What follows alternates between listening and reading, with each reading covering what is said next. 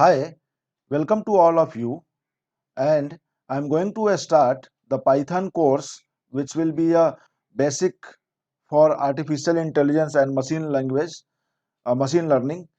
Apart from that, I will be giving all the basic information which is required to write a code in Python. So this is the overview which I am going to present in this Python course. Before getting started, let me introduce this website, which is nothing but a studyfortech.com. So here you will get all the information and all the courses which I will be creating and which will be created by our ecosystem. So you can go there and see in studyfortech.com. So let's get started.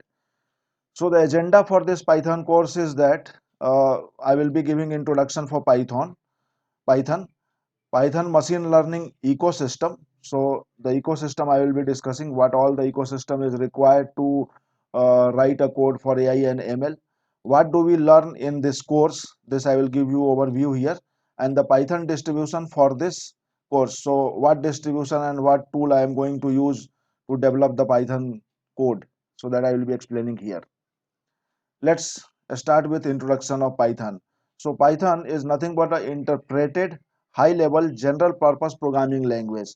It is largely used as a scripting language. It support object orientation and it convenience of coding as scripting language. In fact, the major reason why Python is known as a scripting language is for ease with which a program can be developed. So you can see here it was developed in 1991, and Python 2.0 version was developed in 2000 and Python 3.1 was developed in 2008. So you can see here the Python 2 was developed in 2000 and Python 3 was developed in 2008. So we will be using Python 3 in top 10 language in TIOB index in from since 2003. So it is in top 10 entire programming language index since 2003. Important feature is it is dynamically typed, support multiple paradigms, object oriented and functional, also support vast standard library for artificial intelligence and machine learning, and huge list of third parties libraries also. So what is the meaning of dynamically typed?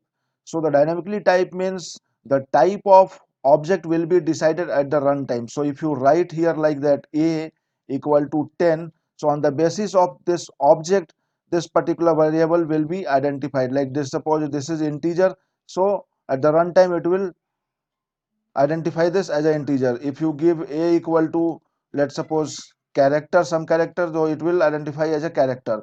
So it is a dynamically typed, no need to write it explicitly the type of data. So that is the beauty of this Python programming language. And moreover, this Python is used for by both researcher and develop code for production in the industry also. Python machine learning ecosystem. So if you can see here, this is the ecosystem. So on the base, Python is there. On top of that, you can see all these things will be used by artificial intelligence and machine learning. So these are the tools. So on top of Python, you can see the NumPy is there, and the NumPy will be used by SciPy, Pandas, and Matplotlib.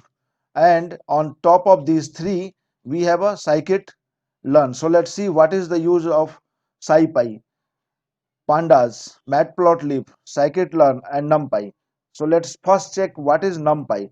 NumPy means numeric pythons. Nu means numeric, NUM, and Py means Python. So it is a one module in Python. So this is a one module in Python. It is basically used for n dimension array and matrices. So this is used for n dimension array and matrices basically. This data structure is basically for efficient calculation with matrices and arrays. On top of that, if you see, we have a SciPy. So SciPy is nothing but scientific pi. Sc means scientific, Py means Python. So scientific Python. SciPy is built on top of NumPy. On top of NumPy, SciPy is built.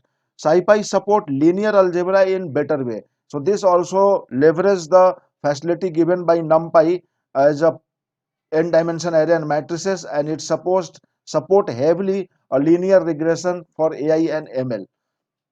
At the same time, Pandas is also built on top of NumPy. This provide high-level data structure which is built on NumPy to represent tabular data, time series data, and all. So we have a data frame also inside the Pandas, so that uses to restructure the data and to display the data or read the data, some kind of data information if you want to read from the various sources. For that also Pandas can be used. And if you see the matplotlib, this also uses the NumPy. So baseline is actually a NumPy. So matplotlib, it provide a rich two-dimension or three-dimension plotting libraries for visualizing the results. So this is basically used for visualization for 2D and 3D. Seaborn is a library for making scientific graphics. It is built on top of matplotlib and closely integrated with pandas data structure. So Seaborn we have on top of this matplotlib. This is basically a library is making for aesthetical graphics. It is built on top of matplotlib and closely integrated with pandas data structure. And then we have a scikit learn on top of this SciPy, Pandas, and Matplotlib. So it is a machine learning library built on top of this tool, which provide a strong support for various machine learning tasks such as data preparation. So scikit-learn can be used for data preparation, classification, dimension reduction,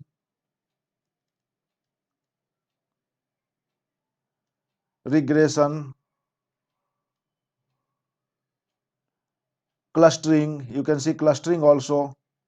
So we can use scikit-learn in a various places like data preparation, classification, dimension reduction, clustering, regression. Everywhere we can use this scikit-learn, and this you will we will use the underlying tools SciPy, Pandas, and Matplotlib. So I hope we would have understood this, the tools which will be using for AI and ML, which will be used by AI ML, and I will be giving the brief introduction and how to use this in my future courses which I will be creating. And then at the end, for deep learning, we will be using TensorFlow also.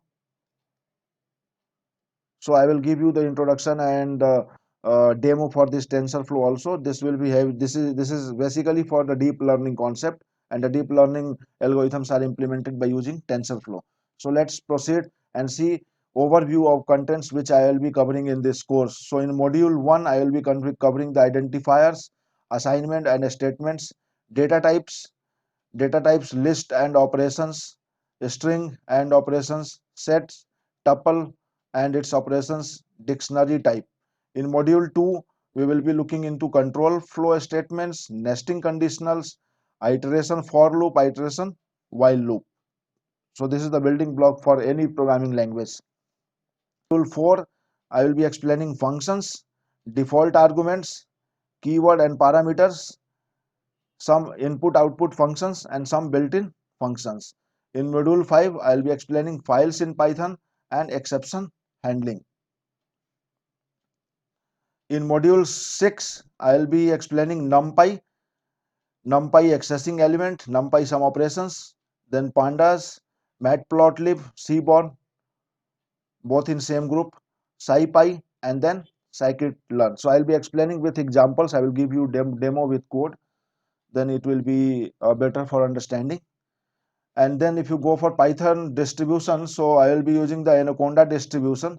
So this is the distribution I will be using. So you can download it from Google, and you can install for Windows. If you have a Mac, then you can go for Mac version, and if you have a Linux, then you can go for Linux.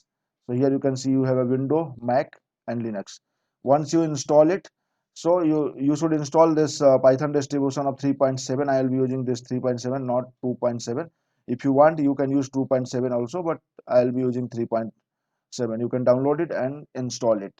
So once you will install it, so we will have a one notebook which is nothing but a Jupyter notebook, and this will be opened like that. So if you go to the right corner, you will, if you click on new, so click on Python 3 notebooks. So one notebook will be opened for you, and this notebook will look like this. So this is the notebook where we will be writing a Python code and will be executor. So this is so thank you. If you have any questions, please put it in comment box. I will try to answer as much as possible.